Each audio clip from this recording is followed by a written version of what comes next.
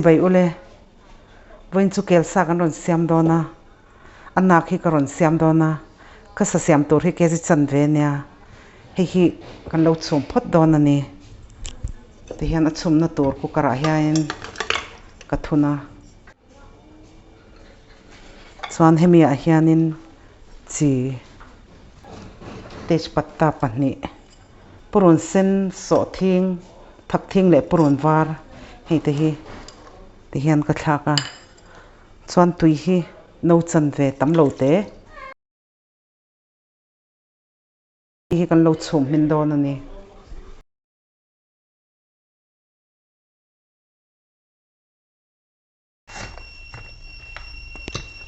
ti hianin voi ruk kan phit tira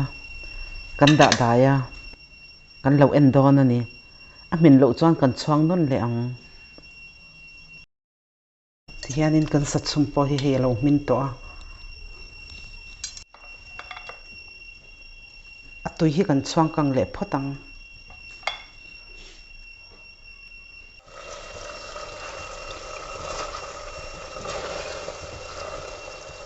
min to awang hianin chaw dim deuh hlek hi angai ve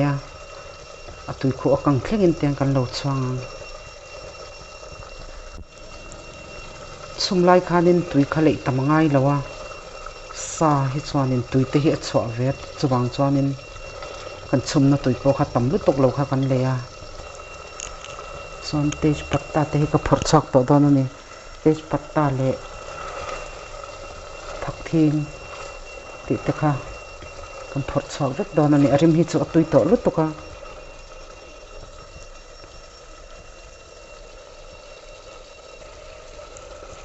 ti hianin mei hi asanga high flame ka da a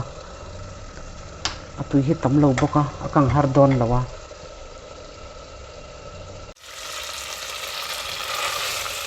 atui po hi alo hul to a tel kem khu ama hi kan off anga a masala dang tel tur te kan lo tel don ani ti hian gas ka off a ti hian sa kha ka lo phor chwaka asa kan chumna mi tel kha nia hei hi ti hianin katela ati hang tui lutuka heng te hianin chuanin hemia hianin masala then kan tel don ani thingmarcha chili powder dhania powder garam masala le jeera powder hei te hianin katela chuan besan hi tablespoon khat tel bokani hei kan lo chop palang hetia me pol nan hian tui hi a hran pa in ka lei lawa a hul lutuk te ni chuan tlem kha lei mei tur ania nibu emo dahi emo te po kha du chuan a tel thei tho ani hetiang hianin Kelsa kher lo po bong sa te vok sa te po kha atui me ma hetiang a siam hianin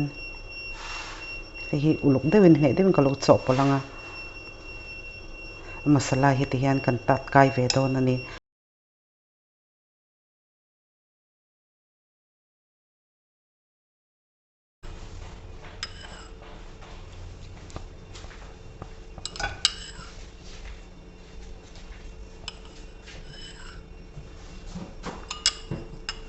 tel tambak lo ka leya tel po hei alo lum ve to a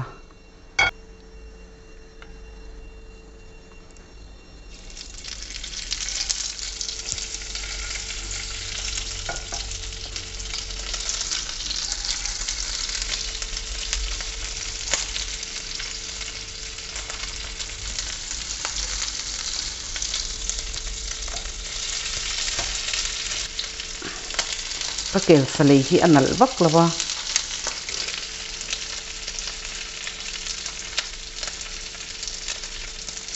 ti hianin a bela leng tok te hi kan da venga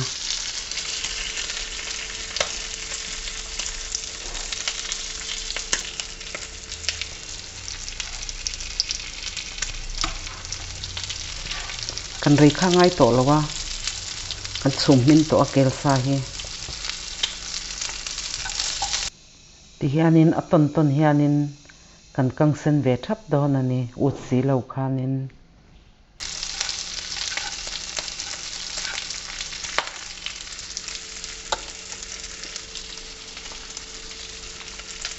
chuan sir a hian marcha hring hi hian ka sai ka da ve dawn ani marcha hring hian a tirin tuin a ti tui em ani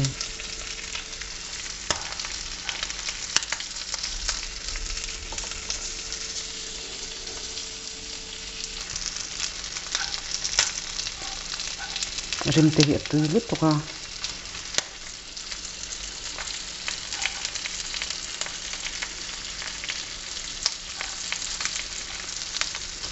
gesi a medium low ka da ta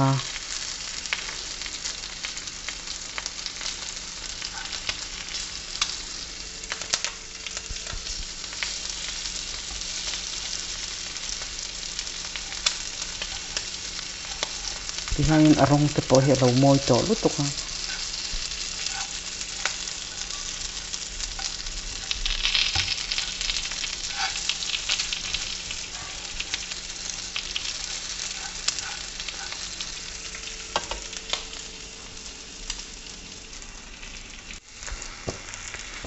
hi kan lo phort chhuak to ang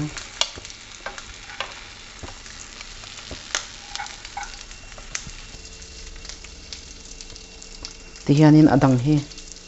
klo thlak le to a gas medium low ka da a vil ne ve hi anga ya a ut ve do lutuka hi po hi alo tok le to a klo phort chhuak le to don ani hi nia Kelnak kan ron siam kha atui lutuka thain ti zong te ni chuan in lo siam ve don ania ka channel min lo clear saka wangin kalo me